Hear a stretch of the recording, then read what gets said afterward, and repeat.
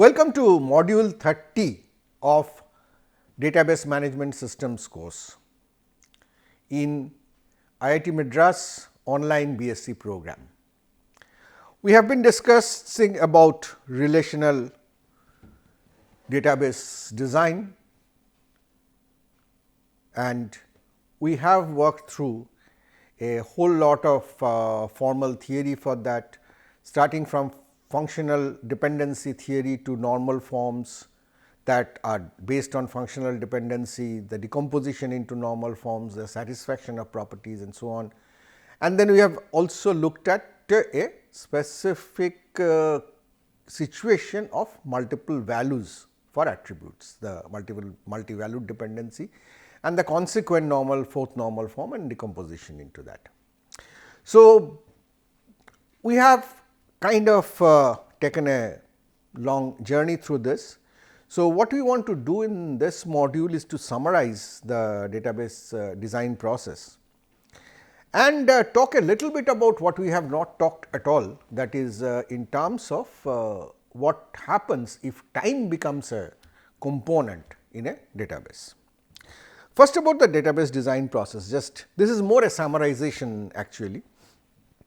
So, our design goals have been to do a relational database design in BCNF or 4NF with lossless join and dependency preservation. If we fail to do that, we fall back on 3NF and accept the redundancy, or if we can live with not checking some of the dependencies or checking them through join, then we can remain in BCNF or 4NF also with dependency not being preserved.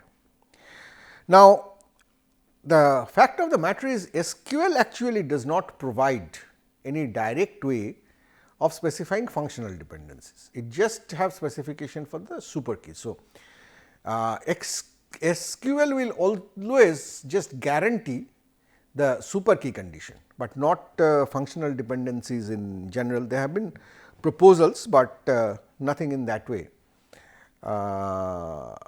because it is typically more expensive to do. You can check for FDs using assertions, that also is very expensive, and SQL does not do it internally, because if for everything you will have to check the functional dependencies, then that gets very expensive in that way. So, once a design is done in the proper way, you can still do possible corruptions in that data by inserting wrong tuples through your application, and SQL may not be able to check for that. Keep this in mind. Now, as I mentioned earlier also, there are various other forms of normalizations. These are some of the very people, I mean, in fact, people still keep on working on newer and newer normal forms, and this is just for you to know that if you want to go deeper later in the design theory, then these are the things to learn, but these are rarely used in practical design. So, we are not going to discuss them. Now, if you think about the overall design process, we have also worked through a particular example for library information system. Then the starting point is a relational schema, right, which could have been generated while converting the ER diagram into the set of tables, like we did for the library information system, or it could come from a single relation which had all the attributes, typically called a universal relation, and normalization breaks this relation into smaller relation. It could also be that or could be some ad hoc designs. Oftentimes people do not go through either the formalism of the entire ER model. They will ad hoc say, okay, this table, this table, this table, and then we have to convert them to normal form. So, wherever we start, finally, the process is to convert them to the normal form, reduce data redundancy, reduce anomaly in the process, and ensure better consistency in the whole thing. So, ER model and normalization has been our main tool. Right. Now, in many times there are other design factors that come in. For example, one that we saw in the member design in LIS. Another, for example, here is in the employee, department and building kind of a relationship. An employee entity has attributes like department name and building. Now, which is required for the employee? And department name has a functional dependency on, department name functionally determines the building. But if you we can do this in multiple ways, but if you do a good design, then possibly you would have identified that department name should not be an attribute. Rather, it should be an attribute for an entity called department, which has a name and a. So, it is like you take 3 attributes, employee name, department name, building, and put them together saying the employee works in this department in this building, and then you get a non-trivial functional dependency which does not have a left hand side, which is the key. Instead, you could conceptualize this as department name and building not being just flat attributes, but part of a concept called department, entity called department and attributes of those. So, these kind of considerations need to be applied when you do the ER model and subsequently when you normalize. There is another factor that I would like to draw your attention to is all through the design process, I have been trying for normalization. Normalize, normalize, normalize, reduce redundancy, reduce anomaly. That is the way to go.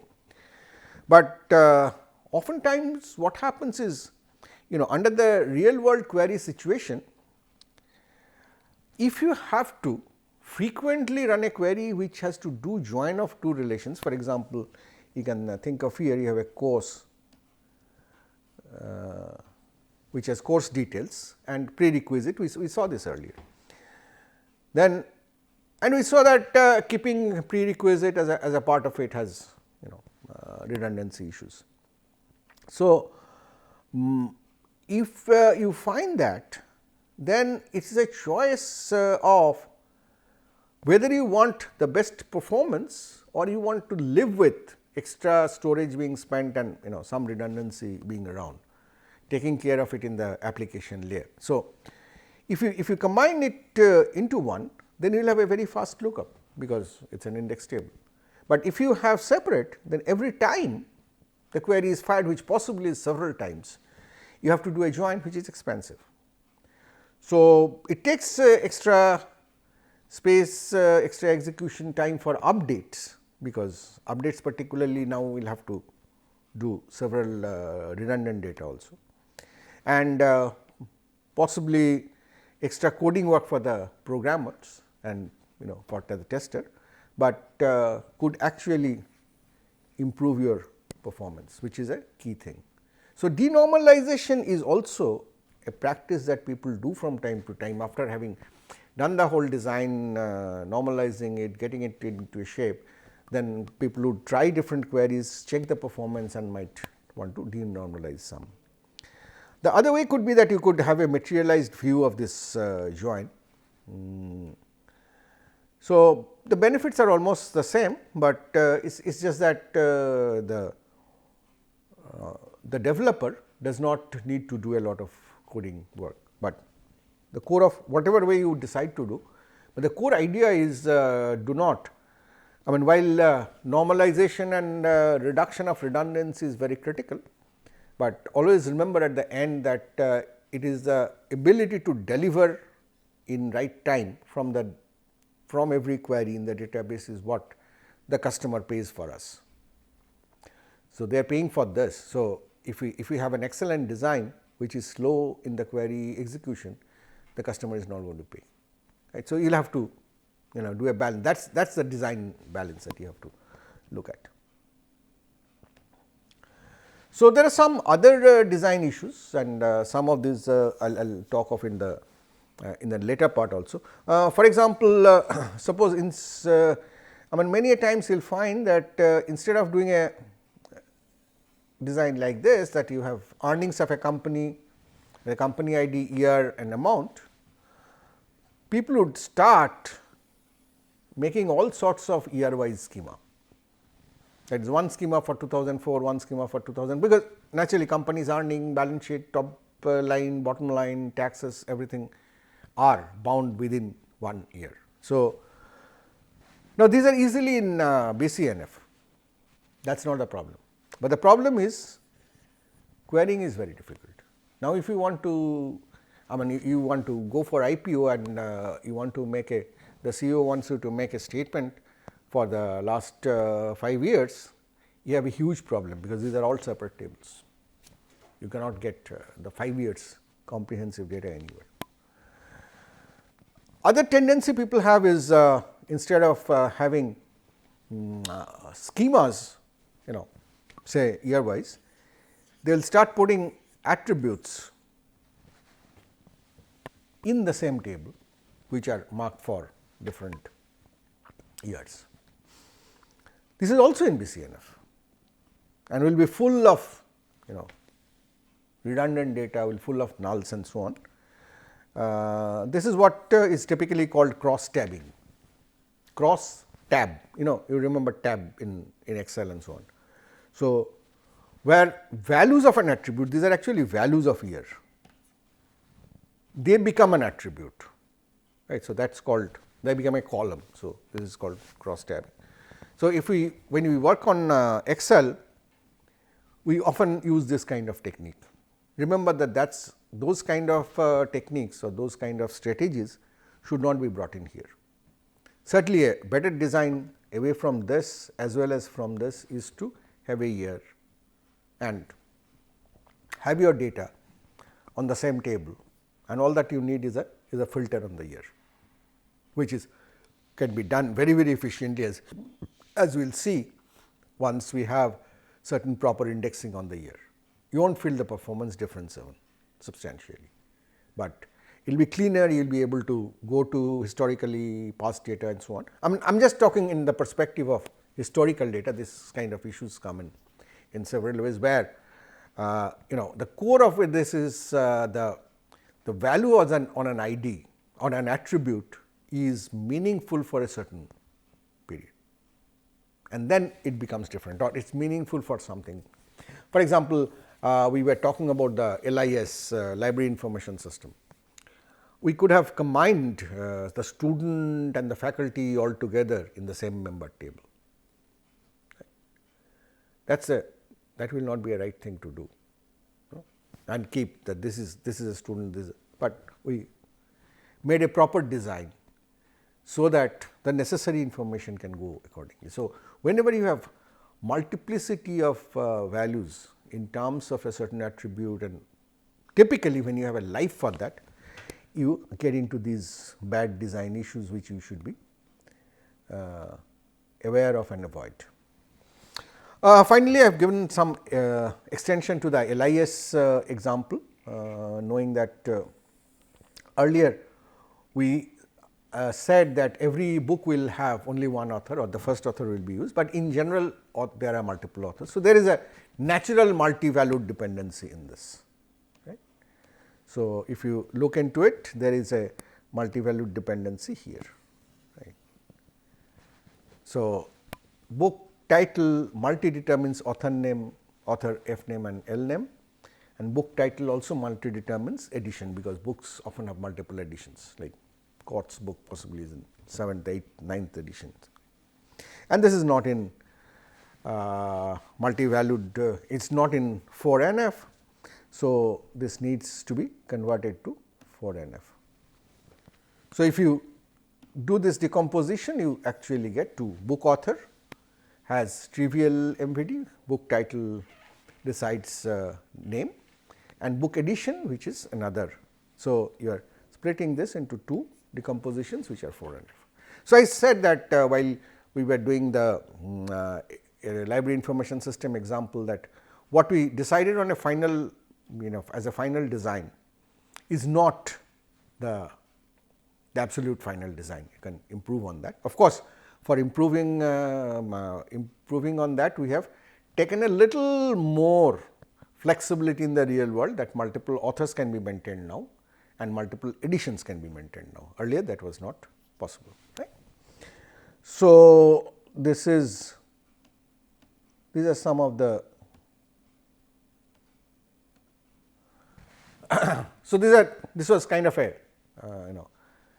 work around the overall design process and design issues. There will be several more, and we will come into some of those in the later modules as well. But before I close this on the design, let me spend a little bit of time on temporal database. See, a lot of data is inherently historical. Okay. So, they are time varying, they are time dependent. For example, medical records. Our medical records keep on changing. If I keep my blood pressure record, that keeps on changing with date. The database, as we have seen so far, is frozen in the current time. It is a snapshot, but typically in several situations the data is actually changing with time. Right. So, it is often not enough just to update an attribute, because you may need to know the earlier data as well. It is true for judicial records, share prices, your stock market, exchange rates, interest rates, so much and so on. So, we could often have queries asked in a way like this.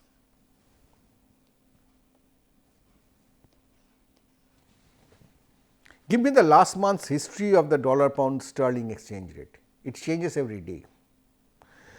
Give me the share prices on this, that changes almost certain seconds or milliseconds. So, whatever design or whatever principles we have studied so far was not focused towards handling this kind of real world situation. So, there are work in temporal databases which try to handle the temporal data in a uniform and systematic manner. So, a temporal data have an association with a time interval during which this data is valid. So, it is not only the data, but the interval which is important. For this time to this time, this data is valid, it is not valid afterwards. Right? And at a particular given time, you have just a snapshot. So, just to look into the kind of examples we have done. So, you have a course ID, course title here. Now, this is true for a certain semester. In the next semester, it is different. So, it changes. So, what you might want to keep is start and end timestamps, that this course ID, this course title is from this date to this date, from this semester to this semester, whatever. Now, obviously, there are constraints which are difficult to enforce. For example, if you have the start end, there is no two tuples should overlap. Right? The same course title cannot happen in two records with overlapping time. So, it is hard to enforce. So, there are issues with that, there are several issues with that, but these are the kind of things that are required in the real life. So, as we have seen the evolution and we have worked through certain part of the database theory, the design theory. So, for temporal databases, lot of theory is required. First, you need to model temporal domain, you have to model time. Time goes forward only, it does not come. So, it is a single dimensional, linearly ordered. But even then, it needs, it could have a different kind of modeling, like it could be discrete, it could be dense, it could be bounded time, it could be unbounded time. I could have multiple time scales, single or multidimensional. It could be linear, or it could be telescopic, that when you talk about evolution of continents, the time that you talk of, and when you talk about the studies in a coursework, the time that you talk of. and when you talk about change of stock price is the time that you talk of they are not on the same scale. So, they are non-linear. One common approach, one very predominant approach has been to use timestamp, as I was just saying that you put certain timestamp onto that. Now, certainly associated questions are if you have a temporal data, then you need the ER model to be extended for temporal data also. Like attributes will have a lifetime, address of an instructor at different points of time, or an entity for which duration, for a certain duration a student exists in an institute. Before that she was not a student, after that she is again not a student, right. So, how do you capture these kind of things in the ER model? So, there has been a lot of research into extending ER model with time, but no standard has emerged as yet, people are still working. And then all the things that we have done needs the temporal extension. For example, you have functional dependency theory, certainly you need temporal functional dependency. This alpha functionally determines beta at time t, but alpha may functionally determine gamma at time t primed, temporal functional dependency theory. Then we have based whole of our model on, as we said, predicate calculus. Right. Based on that we have developed the relational calculus, which we use for the query language and so on. So, there has to be equivalent logic system for that, which is the temporal logic, which is a well developed system, not so much used in the database context, but it is a well developed system. So, now we have to develop the query system based on the temporal logic and create temporal query languages, so that you can have a temporal. So, there have been quite some work in, you can see that it is not only recent, this is one of the relatively more popular SQL TP, which is in from 97, but none of them have come to a stage of really being standardized to an extent, or everybody is following some or other somewhat ad hoc design. So, that is one basic design, very fundamental design strategy that people use are called look at two aspects of time. One aspect is the validity. If I talk about the value of an attribute, what is the time in the real world for which that attribute is valid? That is the valid time concept. Other is the transaction time, the time period for which the value has been stored in the database. The value not necessarily has been stored in the database at the valid time. Okay. So, that is based on the transaction serialization order, timestamp generated and so on. And there are typically two tracks people follow. One is called unitemporal relations, where you have either the valid time or the transaction time. The other is could be bitemporal relation, where you have valid time as well as transaction time. So, let us take an example. Let us say let us look at the life of a person John. He was born on April 3, 1992 in Chennai. Father registered his birth 3 days after, on April 6, 1992. John did his entire schooling and college in Chennai. He got a job in Mumbai and shifted to Mumbai on June 21st, 2015. And he registered his change of address only on January 10th, 2016. Right. So, this is the lifetime of the data that we are taking. This is a temporal changes in the data. So, how will it look? John's data in the temporal database. So, these are, I mean, just for reference, I have kept the John's life history here. So, this is John is born, John's birth is registered, John gets a job, goes in here. Now, if you see that here John does not have an address, which is right, because it was not registered. So, But here you see a problem. If you look at the data now, his address is Mumbai. But so the previous details of the fact that he used to be in Chennai, he was born in Chennai, all those get erased. So, we will have to make a way to keep this history in the database in a structured way. So, we attach a valid time with the data, say the city of residence, we attach a valid time with that. So, we say that it is valid from the time his birth was registered as the day he is born to the time he changed to Mumbai, and then the time is in Mumbai and it is valid till infinity as long as it goes. Right?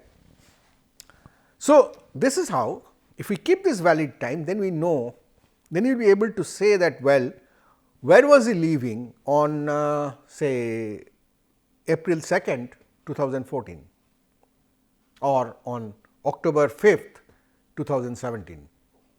So, those kind of things will be possible to be answered. Now, the question is, as the validity goes, the updates did not happen according to that. Updates happened in a different way. For example, he was born on this date, but the update happened on April 6, 1992.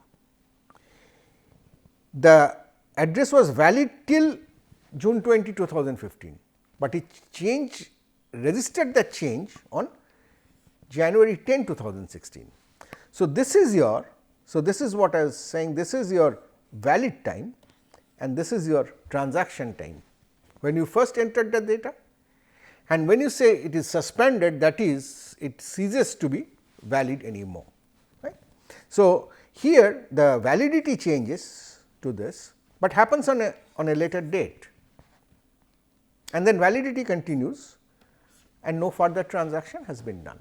So, this is I mean just taking a very typical example of in the absence of a formalized approach and theory, and people are having to finally model time inside the relational system itself, and that is typically an approach that people have often taken.